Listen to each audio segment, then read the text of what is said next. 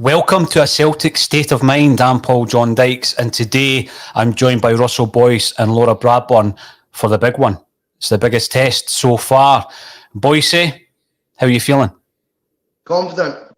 I feel extremely confident. I think there's a buy-in from the supporters right now. There's a positive energy completely around the whole Celtic thing right now. I just think that Ange is on a solo mission right now to unite support. The board, everything right now is a united front, and I just feel the team right now, the team that we are playing in a manner that we are all proud of.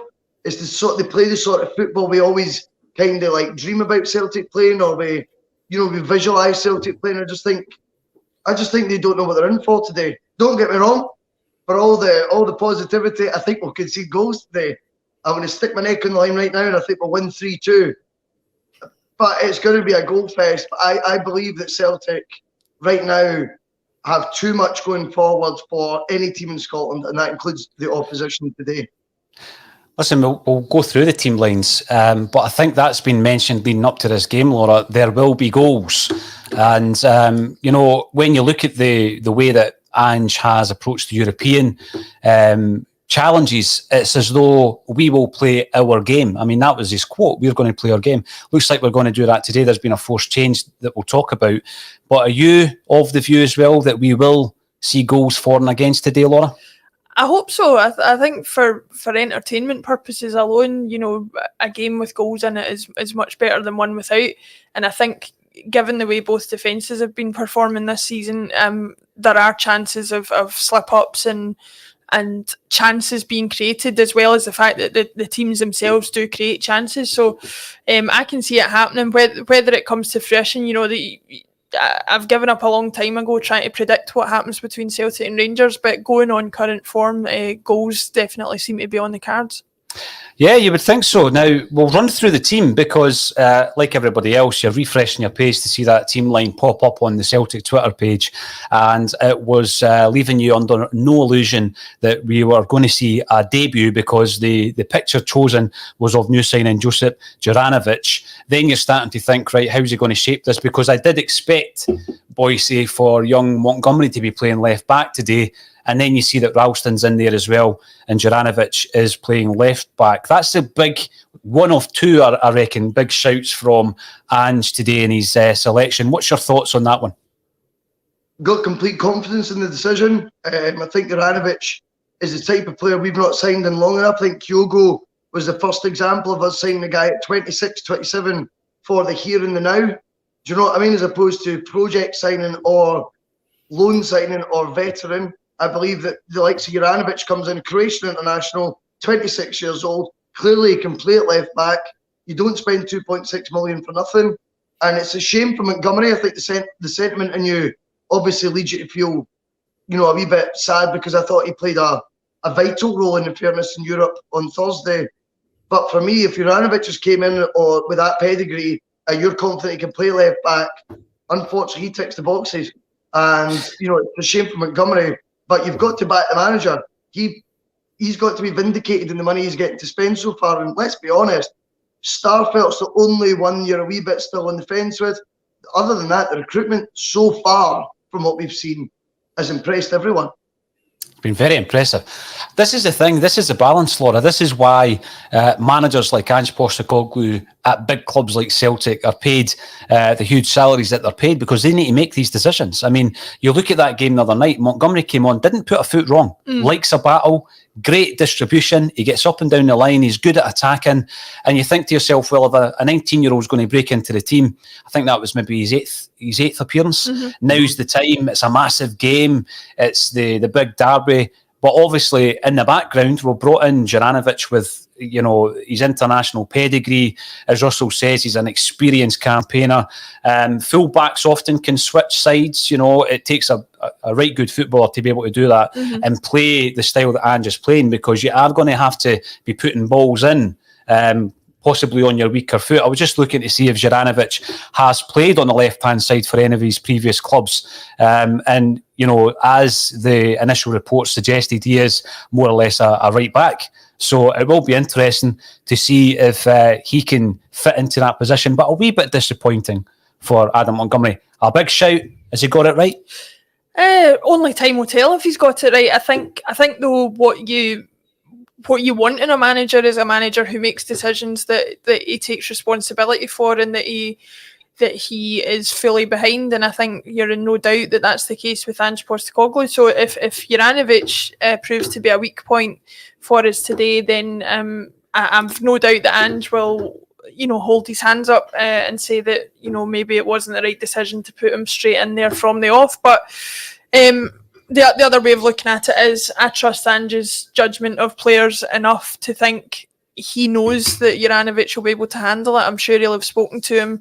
I'm sure he'll know that he's got the experience from playing in other games. He's coming from Liga Warsaw, who play in intimidating atmospheres all the time, I would imagine. So I can't imagine that it'll be too much of a shock to the system for Juranovic. But as for Montgomery, I think he just needs to keep doing what he's doing. He's been performing well. He's been doing what's expected of him, maybe a bit above what's expected of him for his age. And I think if he keeps doing what he's doing, his chance will come.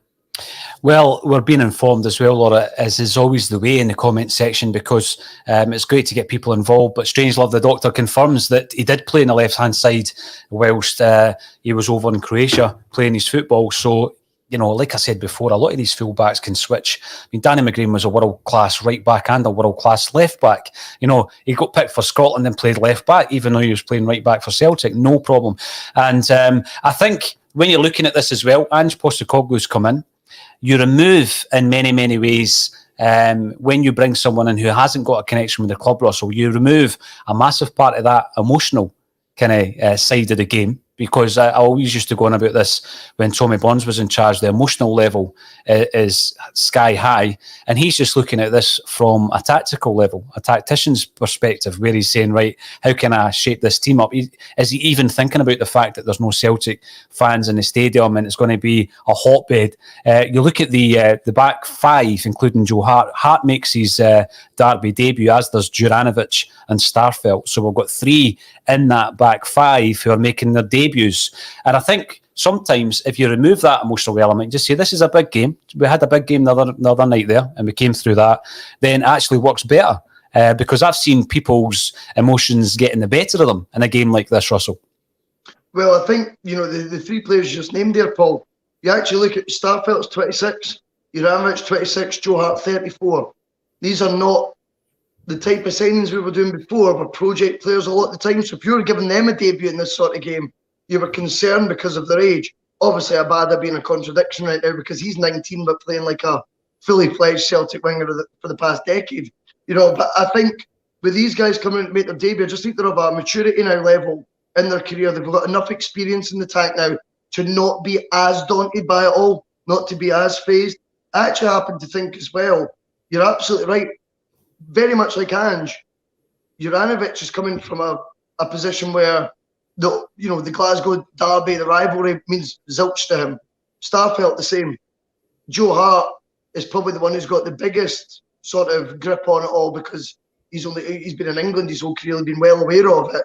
But yet, by the time you get to 34, is also seasoned enough now to be able to handle what comes with it all. So even though there is these three sort of debuts you're talking about for first ever Glasgow derby appearances, you can't help but feel they're all at a stage in their career where they should be able to handle the expectation that's put on them.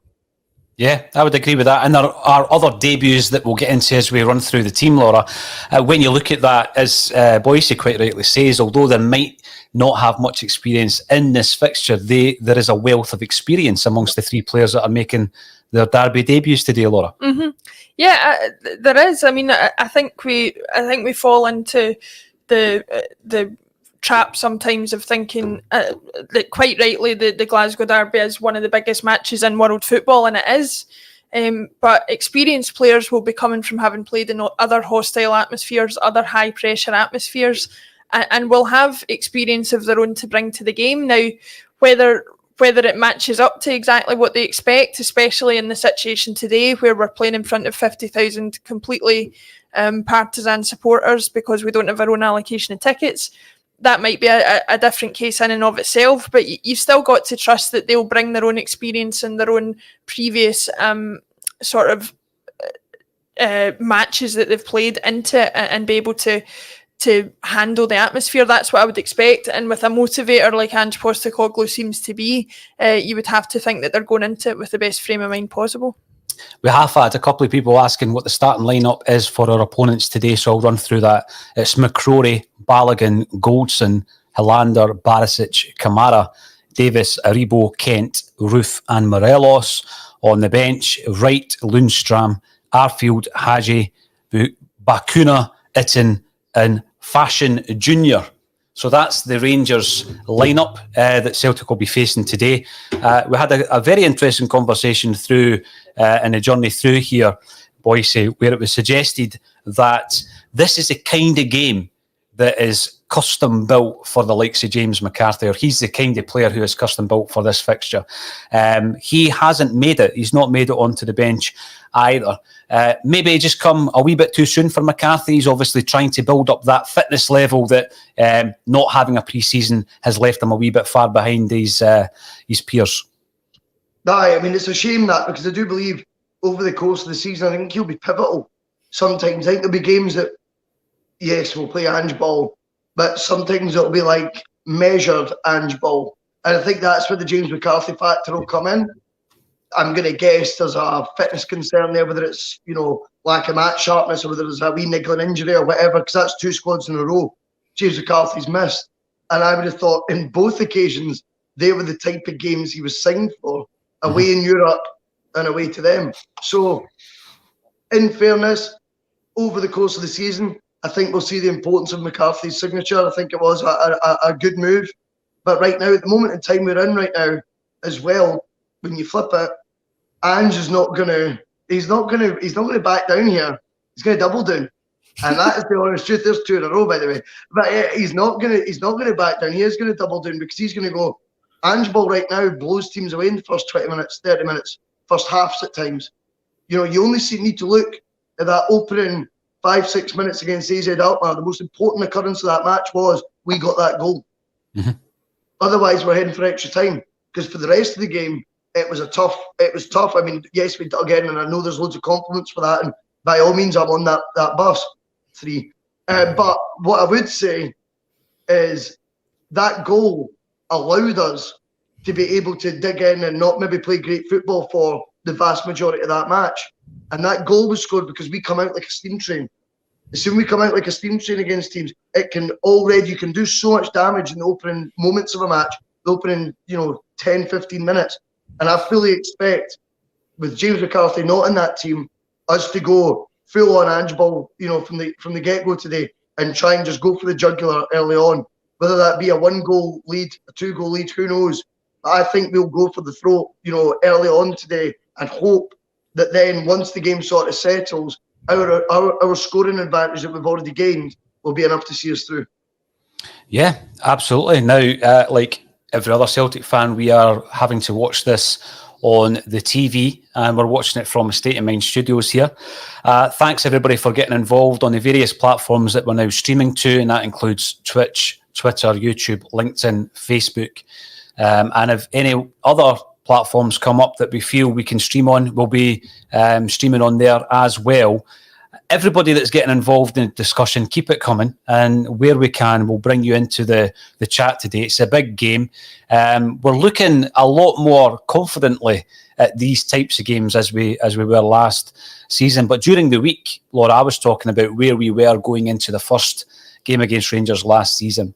And I think that it's interesting to look at it again, not to try and criticise anyone who was at the helm at that time, but we were in a situation where over a period of time, Stephen Gerrard's Rangers had sussed Neil Lennon's Celtic out in a big, big way, and we were starting to go into these games thinking to yourself, he's got his hold over Neil Lennon's Celtic. And, we've not won one of these fixtures in a long time now. And I think that he actually showed that he had a handle on the fixture prior to starting to win the fixture as much as he has done since. when we seen the League Cup final that we won virtue of a Chris Julian goal, a tremendous performance by Fraser Forster, and a brilliant performance as well by Jeremy Frimpong, who was sent off that day. But we've seen the signs then that this Rangers side were getting the beating of Celtic. And initially when they started overcoming Celtic, they weren't consistent enough to have a real title push, were they? They were still dropping points to teams like Hamilton Accies, etc. However, fast forward another season, and these games were pivotal because Rangers managed to get the consistency last season to win the league title. However, today, they're facing an unknown quantity, not only in the personnel on the park, but in Ange Postecoglou. They might have sussed out Neil Lennon, but they're up against a completely unknown quantity today in Ange. How pivotal is that going to be to the outcome, do you think, Laura? I think it's going to be pivotal in two ways. Obviously, from a just looking at the lineup point of view, we've got so many new players that they won't have faced before. Furuhashi, Abada, Hart, Starfelt, Juranovic. There's a long list of players there that they have no experience of having played before. Yes, they'll have had a chance to look at them in the opening games, but it's a different matter between observing them and playing against them. But the other thing is, they're playing against a Celtic team this season that's got a different attitude, that's going into the game with a different mindset. They will undoubtedly be aware that we are going to come out and go at them in the first 20 minutes, half an hour. And that is something that not all teams towards the end of last season and in the couple seasons before were doing against Rangers. I think it's funny that you mention about the hold that Steven Gerrard had on the game, because I remember as a kid when Rangers were or in their original guys were doing the 9 in a row, and even when we were a teenager and Martinelli was having more success, you would go into the games against Rangers with the butterflies in your stomach, partly because you wanted to win it and partly because you didn't know if you were going to win it, you didn't know if you were going to get defeated. I had lost that with Brendan Rodgers because I was so sure that we were going to win and so confident, and it returned again with Neil Lennon.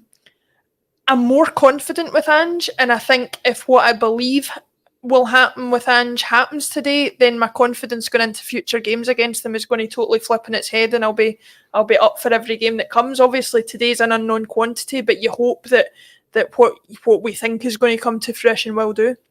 That's an interesting point, Laura, because we were, again, talking on the journey through with Russell, and I'll need to check this, but my first game that I seen Celtic play against Rangers was at Celtic Park on New Year's Day, and we were beaten 3-1, and Tony Mowbray scored a header.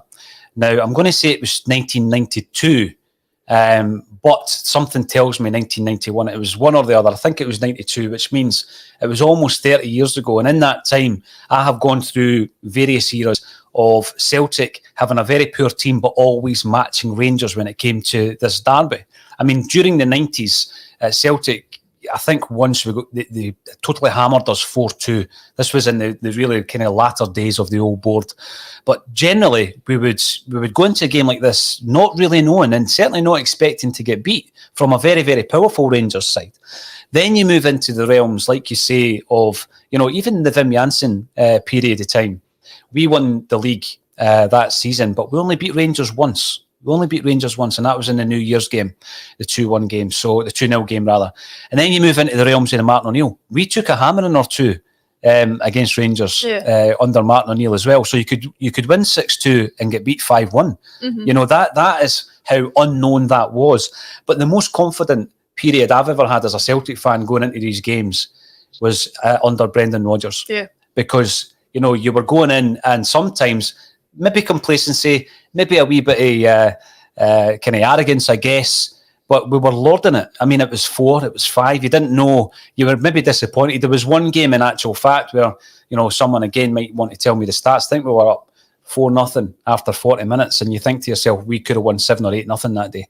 I think when you look as well at look at Moussa Dembele scoring that hat-trick, first hat-trick to be scored against Rangers in, 40 or 50 years since Harry Hood. There's a reason records like that persist as long as they do. And I think Brendan Rodgers' team's dominance breaking records like that against Rangers showed exactly how much of a different fixture it became in that setting. Yeah. I mean, the big thing as well is under Neil Lennon, there's another era of games against today's opposition, and Steven Gerrard had the upper hand. So we're moving into a new era, Russell, and as well as the new players and the new manager, there's a new atmosphere because we're playing an Ibrox which is full of Rangers fans. We know and have discussed the reasons behind it. I think it's wrong. I think it's wrong that Rangers have made this decision. The 750 tickets were printed. They were up at Celtic Park. They've gone back on their agreement because they reckon Celtic should be able to give a guarantee about what's going to be happening with the global situation in January. That's impossible. So there's no Celtic fans in the stadium. How big a part is that going to play? Now, most people will think, that's an advantage for Rangers. Do you think it is? No, Russell? I smell fear. And the thing is as well, it has absolutely nothing to do with the guarantees they could offer in January. That is a complete smokescreen. And it's the exact carbon copy of what they did. You were talking about the Brendan Rodgers era when we were lording it, whatever you want to call it. They instantly, once it just went too many times, they'd seen the same movie, they reduced the tickets from 7,500 to 750. What you've now seen is the start of a season where momentum is swung, the pendulum is swung for whatever reason. Right now, there seems to be a lot of positivity about Celtic. There seems to be a lot of negativity on the other half of the divide. So what you've got going into it is they've went and tried to protect themselves further by now just cancelling all tickets. Just have none of them there. That'll help us. What you've found, though, so far this season is their support for as loyal as they are, and they buy their tickets and their wage, and you know what, fair play, because they did, and even in the third division they sold out, you know what I mean, fair enough. But the one thing about the support is they know how to do a boo, and they know how to turn on their own very quickly. And you think if we come out the blocks, like I was alluding to earlier, and we come out the traps, rapid, like a greyhound, and Kyogo, for example, pops up with a goal, they go a goal down, and they're getting that high press, and they're camped in their own area the first 10, 15 minutes, that atmosphere could become toxic, not for us, but for them. I also think when you get wind of these stories that, we're not even allowed any fans there, the players will smell that fear. The players themselves will be laughing right now going, they can't even handle 750 of us there. What's that all about? Or when a guarantee from January, get away. It doesn't make any sense, doesn't add up. And everyone knows that, so they'll be going, what's the reasons behind that, really? They know we're on form here. They know we're a different animal this season. And I think right now, that momentum, that shift in attitude, that shift in, as I can't emphasize enough, the pendulum has swung. I don't know for all the reasons why, because the argument against that would be from a measured supporter, maybe someone on the outside would be, you've got the same amount of points in the league. You both qualified for the Europa League. You both got knocked out of the Champions League. How could one be ahead of the other? Realistically, when you put it like that, fair enough, how can you argue? But we all know deep down, there has been a pendulum swing. And for whatever reason right now, Celtic go into this game with all the momentum and yet zero pressure. They now have to answer to 50,000 of their own fans today and answer big style. We go in there, as you rightfully pointed out, an unknown quantity with nothing to lose.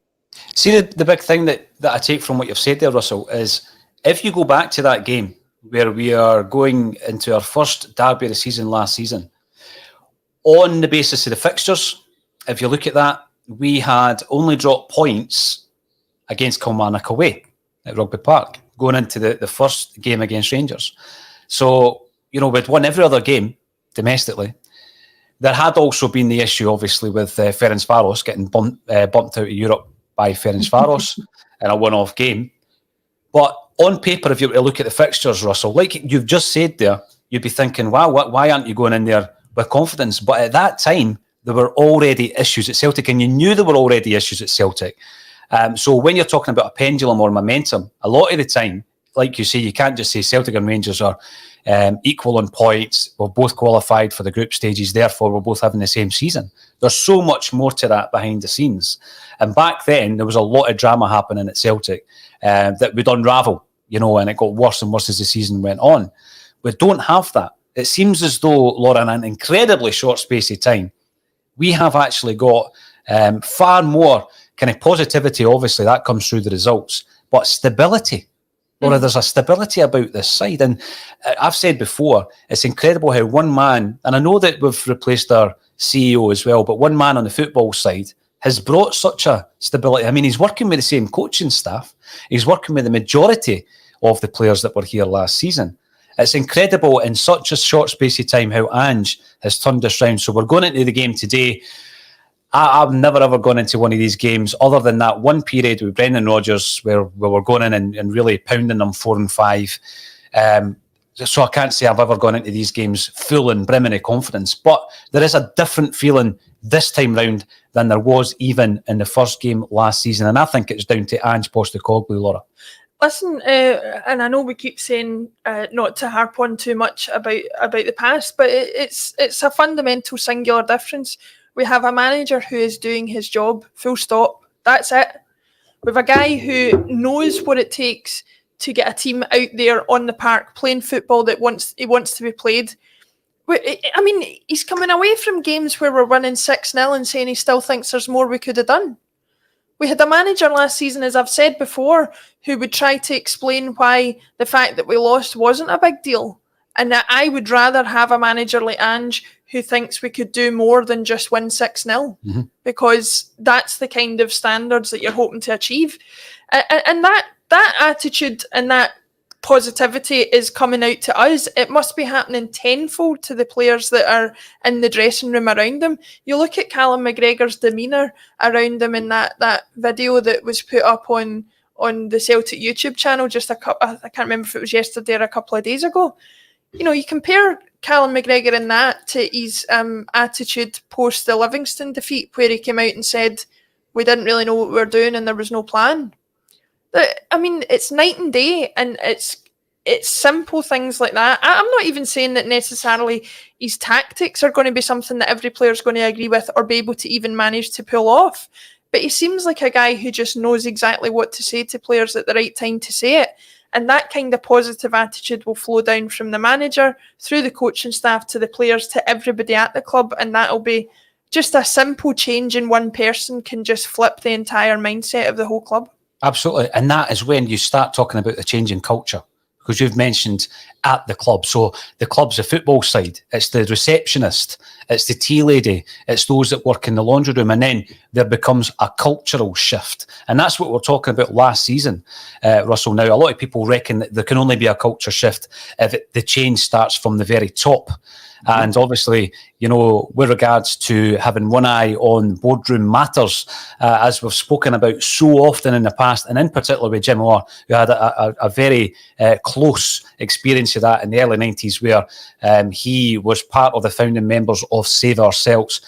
What Jim always said is, once you get a little bit of momentum, once you change a manager, bring in a big signing, win a game against Rangers, get in a cup final, people evidently stop looking at all the issues behind the scenes, because you know you're actually focusing again on the park. And I have seen a bit of that. Since Ange Postecoglou's come in as well, to be honest with you. And we've also spoken about the dangers of that, Russell, where you take your eye off the ball because things might not be getting done properly behind the scenes. But really, when you're looking at the personnel that's come in, we've been very impressed largely with the players that were signed. You look at this philosophy that Ange has instilled in not only the playing department, but it would seem throughout the club. So it's difficult then to complain. There are other complaints. People will complain about the ticketing situation with the Jablon necktie. They'll complain about price freezes, etc. And that's fine. That will continue. But it always is what happens on the park in terms of the majority of fans and keeping them happy. And I think we've kind of seen that over the last few weeks again, Russell. Yeah, I mean, we spoke about it after the AZ match. You know, we were talking about the transfer recruitment and who's doing the buying, who's doing the selling in particular. When we looked at Bolingoli on the bench, for example, we thought, you know, if the results weren't going our way, then we weren't playing this fantastic football. I think if we were losing matches, we'd be going, well, why is Bolingoli still there? You know, why is Lee Griffith still there? Things like that would become more poignant.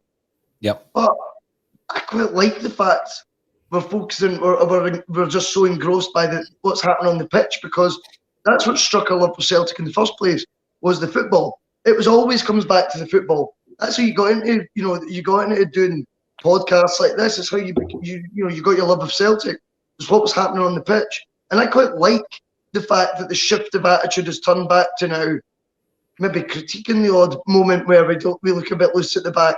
If that's our biggest concerns about Celtic again, then I'm all for that. Because I find talking about, coaches, boardrooms, a wee bit boring, if I'm honest with you. You know what I mean? It's not really me. I like watching what I see in the park. I like the rip roaring. I like the free flow. And I like the never boring. I buy into all that. And right now, I think you're absolutely right. Ange Postecoglou is front, left and centre of the reason why we're all talking about the football again. And he deserves massive respect for that. It's not about changing opinions. It's not about, you never wanted him to do well. It's not about any of that nonsense. It's about watch him, watch what he's doing and admire the good points, critique the negative points. But at the end of the day, all the points you're making is about what's happening in the 90 minutes in the pitch. I think it's wonderful to be back to doing that without soap operas going on left, right and centre. Yes, there is one still, finer detail of that going on with Griffiths, but it looks quite evident to me he had been phased out the picture in a very subtle manner, which I like as well. It's not headline grabbing stuff, but it's quite obvious he'll be gone by the 31st of August. I like that because he's the only sideshow right now. Other than that, everything now is back to about the football, what's happening on the pitch, what Ange is doing right, and the wee small matters that he's getting wrong. It's great to be. That suits me to a T. And I think again after today, we'll be talking yet again about matters on field. I don't think we'll come away from this match, no matter what the score, and go on about recruitment, tools, all that stuff. I genuinely believe we'll be talking about what he gets right and hopefully very little that he gets wrong. Yeah, I think it's a good point. Now, I think it's a perfect way of describing it, Laura. It's sideshows, it's the drama. It's that kind of element which engulfed Celtic last season when we should have been looking towards what should have been a historic season. And we all know what happened and we spoke about it every single day about what went wrong. And focusing on the football is it's refreshing, but there's a couple of other wee business issues within the Celtic side that I'm pretty sure before Tuesday will be resolved, one of which Russell's already brought up, and that is in relation to the future of Lee Griffiths. There is a suggestion that Dundee might be in to take him on loan, and again, no disrespect to any football club, I think that when you're looking at where his next destination is going to be, I was actually surprised that another Scottish club was in for him, but one way or another he has no future at Celtic, and that will be resolved.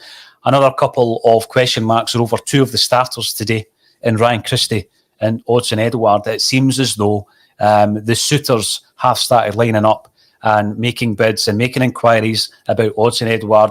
I think as a club on a business level, yeah, listen, it would be tremendous. It's all romanticism. It'd be fantastic if we could keep him and, get him scoring goals again for the rest of this season.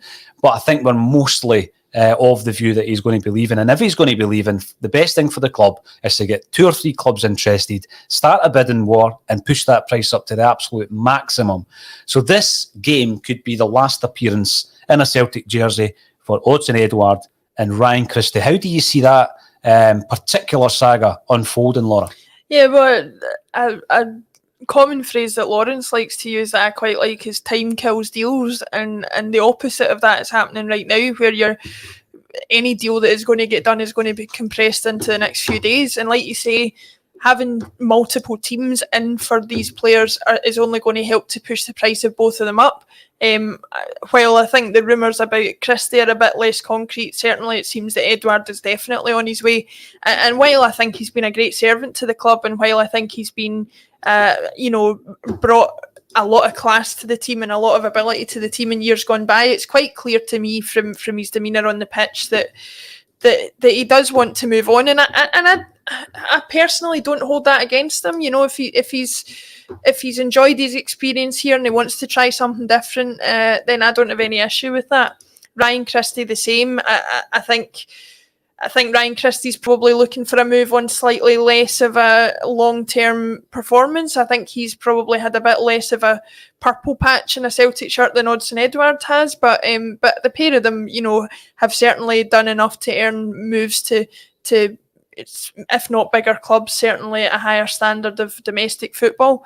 As for Lee Griffiths, I've said numerous times, without going into any detail about anything that's happened since, I think it was a mistake to offer him a contract in the first place, and I think I think that anybody who takes him is welcome to him. As I said before, when it looked like the Hibs swap deal for Kevin Nisbet might be on, I'm not particularly concerned about why a Scottish club wants to take him or why anybody wants to take him, as long as they want to take him, basically. Yeah, I mean, we're looking at that, Russell, because both of these players start, and by the way, they start on merit, because I think when you look at the application of Ryan Christie, I look back on last season and I've got my reservations in saying that his application was different, because I think that the whole landscape is different.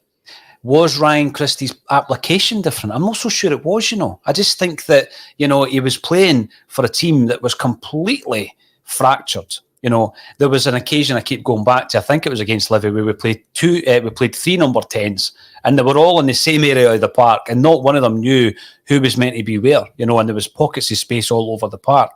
I think the difference, because I actually don't think there was an issue with his application last season, there's a game plan. That's the big thing. So it comes back to Ange. Ryan Christie's performances are down to the player, but they're also down to the fact that he knows where he's playing. I mean, you could never, ever look at his work rate, for example, last season. That was never a concern last season. But what we're seeing now is that he's fitting into a game plan, and he's fitting into a system that's working for Christie. And his performances this season, I feel, are probably peaking. They're potentially peaking. People go back to that purple patch that he had that started off at Murrayfield, where he played against Hearts, and it was a coming of age, and he had been out and he'd had his loan deal out at Aberdeen, etc. He comes back, he becomes one of our main players. He's back at that point now. What do you think the future holds for both Christie and Edouard? Are you resigned to losing Edouard? And if so, let's get as much money as we possibly can. Could we possibly convince Ryan Christie to stay? Well, it feels like we're certainly making plays on Christie to keep him. As I've said before, yes, he got the armband the other week, right, of Callum McGregor, but it was quite clear Callum McGregor instinctively was going to go to Joe Hart. And then it was like, oh, yeah, sorry, I forgot about that. And then gave it to Christie. To me, that struck me as a manager captain in cahoots, that there's a play being made right now to make Ryan Christie feel, good about his role at Celtic. You're now of serious importance. You're now a senior member of the squad. You're now vice captain material. That sort of thing. And I think there's a bit of buttering up going on there, which I do not blame them for at all, because he's formed the start of the season is what we all knew he's capable of.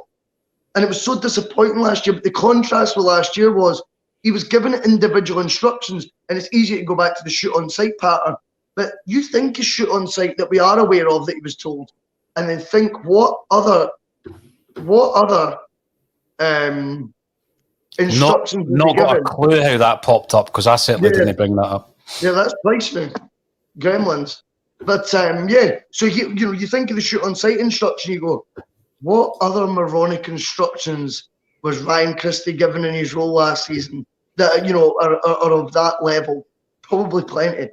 See, with Edouard, we were talking about sentiment, and he's picked on form. You're absolutely right.